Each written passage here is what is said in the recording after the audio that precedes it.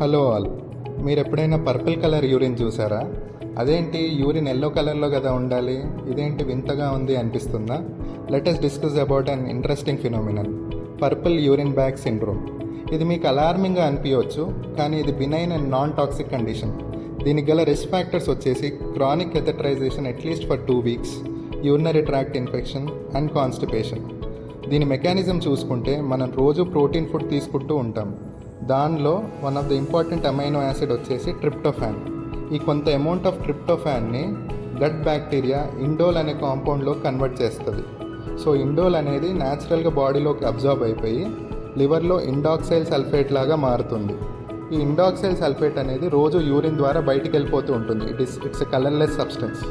కానీ కొన్ని సిచ్యువేషన్స్లో, especially in the presence of urinary tract infection, especially due to certain bacteria like Proteus, Klebsiella, Escherichia coli, ఈ bacteria వల్ల ఏమవుతుంది అంటే ఈ ఇండాక్సైల్ సల్ఫేట్ అనేది ఇండాక్సైల్ లాగా మారుతుంది. ఆ బ్యాక్టీరియా కొన్ని ఎంజైమ్స్ ప్రొడ్యూస్ చేస్తాయి.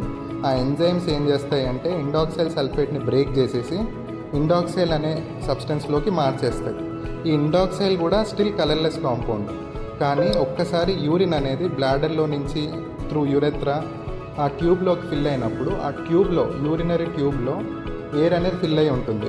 ఆ ఎయిర్లో కాంటాక్ట్ రాగానే ఆక్సిడేషన్ జరిగి ఈ ఇండాక్సైల్ అనేది ఇండిగో అండ్ ఇండిరుబిన్లోకి మారుతుంది అనమాట, బ్లూ అండ్ రెడ్.